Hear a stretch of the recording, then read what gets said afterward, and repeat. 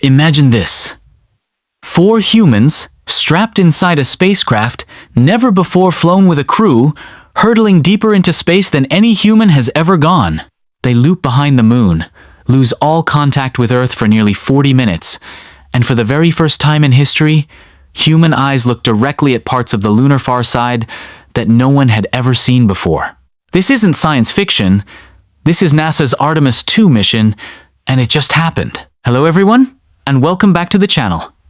Today, we're diving deep into the incredible success of Artemis II, NASA's first crewed mission to the moon in more than 50 years. Launched on April 1st, 2026, the 4-person crew returned safely on April 10th after a flawless 9-day, 1-hour and 32-minute journey that tested every system of the Orion spacecraft and proved we are truly ready to go back to the moon to stay. But the real story everyone is talking about is what those astronauts actually saw when they flew past the mysterious far side of the moon. On April 1st, 2026, at 6:35 p.m. Eastern Time, NASA's most powerful rocket, the Space Launch System, roared to life from Launch Pad 39B at Kennedy Space Center in Florida. Aboard the Orion spacecraft were Commander Reed Wiseman, pilot Victor Glover, mission specialist Christina Koch, and Canadian Space Agency astronaut Jeremy Hansen. This wasn't just another test flight. Artemis II was the dress rehearsal for Artemis III, the mission that will actually put boots back on the lunar surface. Every system had to work perfectly. The heat shield, the life support, the navigation, and the engines that would carry them on a precise path around the moon and home again. After a perfect launch, the crew performed the critical trans-lunar injection burn on April 2nd and left Earth orbit for the first time since Apollo 17 in 1972. For the next few days, they cruised through deep space, testing Orion systems and getting used to life far from home. Then came the big moment. Flight Day 6, Monday, April 6th. The crew began their 7-hour lunar observation period.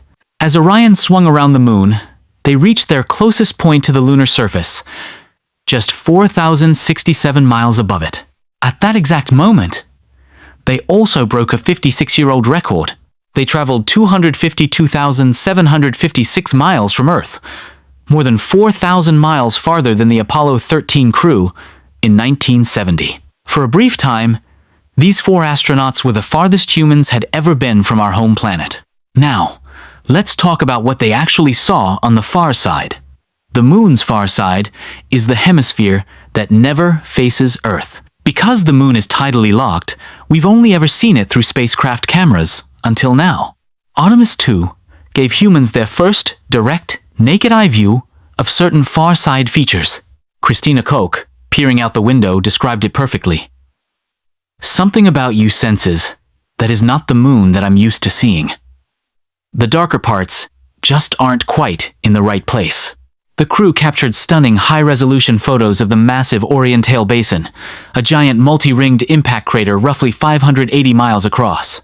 NASA confirmed this was the first time the entire basin had been seen with human eyes. They also spotted 2 brand new small craters on the edge of the basin and even suggested names, Integrity and Carroll. But it wasn't just static craters. As they flew through the shadowed far side, the astronauts witnessed bright pinpricks of light flashing across the dark lunar surface. These were meteorite impacts happening in real time, right before their eyes. They also captured one of the most poetic moments in spaceflight history, Earth setting and rising over the curved limb of the moon. From behind the moon, our entire planet appeared as a thin blue and white crescent, slowly sinking below the lunar horizon. During the flyby, the crew experienced a planned 40-minute communications blackout as the moon blocked their signal to Earth. For those 40 minutes, they were completely alone, relying only on each other and the spacecraft. When signal returned, the first words from the crew were filled with pure awe. Commander Reed Wiseman called the view absolutely spectacular. The entire crew described feelings of humility and majesty that words can barely capture. They used handheld cameras to photograph everything, from ancient basins to fresh craters, giving scientists on Earth brand new data about how the far side has evolved over billions of years. Why does the far side look so different? Scientists have long known the near side has more dark volcanic plains, the seas we see from Earth. The far side is heavily cratered, with thicker crust and fewer of those lava flows. By comparing the Orientale Basin they saw up close with older features like the Hertzsprung Basin, researchers will now get a much clearer picture of lunar geology across billions of years. The crew also flew through a rare solar eclipse from their unique vantage point, the moon briefly blocking the sun as seen from Orion. These observations weren't just beautiful, they were critical science. Every photo, every note, every measurement will help NASA plan safe landings for future crews. After their historic flyby, the crew fired Orion's engines for the return journey. On April 10th, they came screaming back into Earth's atmosphere at over 24,000 miles per hour, protected by a heat shield that performed even better than expected. At 8:07 p.m. Eastern Time, Orion splashed down gently in the Pacific Ocean off the coast of San Diego. The U.S. Navy and NASA recovery teams quickly had the crew safely aboard the USS John P. Murtha. All 4 astronauts were in excellent health. NASA called the mission a complete success on every level. The rocket, the spacecraft, the crew, and the science all performed better than hoped. So, what does this mean for the future? Artemis II proved that Orion can safely carry humans to the moon and back. It gave us the first real human perspective on the far side. And it built unstoppable momentum for Artemis III, the landing mission, and beyond.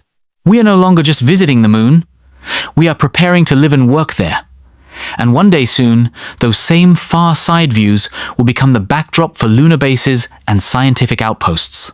What an incredible achievement for NASA, for the Artemis team, and for all of humanity.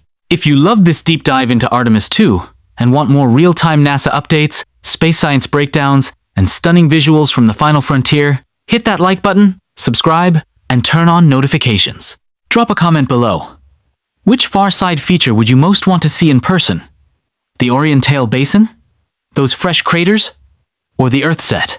Thanks for watching, stay curious, and I'll see you in the next video. Keep looking up.